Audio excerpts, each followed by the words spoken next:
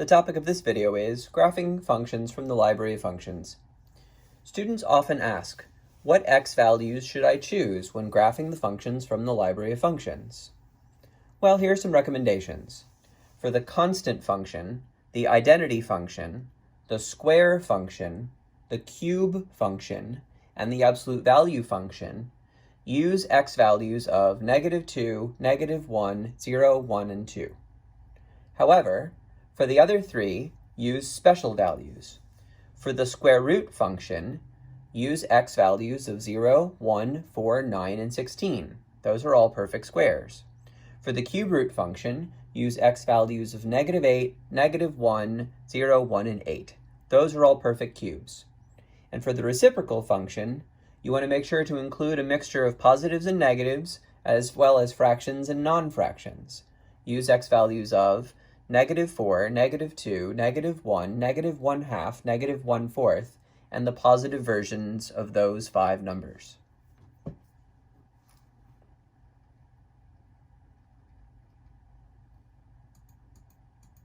It is a good idea to memorize the shapes of all 8 functions in the library of functions. This will help you to graph them correctly when it comes time to plot your points. Consider the following. The square function looks like this.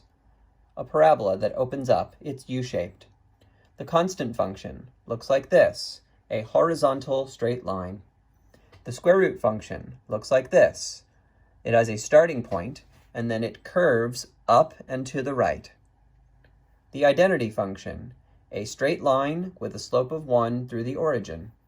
The cube function rises sharply, then flattens out, then rises again. The cube root function rises gently, flattens out as it goes up, and then goes to the right. The reciprocal function has sort of a curvy wing here in quadrant 1 and a curvy wing down here in quadrant 3. And finally, the absolute value function, which is V-shaped, and you'll notice that the 2 rays for the absolute value function form a right angle. 3 of the 8 functions require you to use a straight edge: the constant function, the identity function, and the absolute value function. The other 5 specifically do not use a straight edge because they are curved. All right, the last thing we're going to talk about is the checklist for a perfect graph. Whenever you create a graph, you should always make sure it has all of the following criteria. The x-axis is drawn and labeled with an x. The y-axis is drawn and labeled with a y. The values on the x and y-axis are stated. You don't have to label all of the numbers, just every few, so that enough information is conveyed to your reader. The values on the x-axis must be consistent. For example, if there are 4 spaces between 0 and 1, then there should be 4 spaces between 1 and 2, and so on.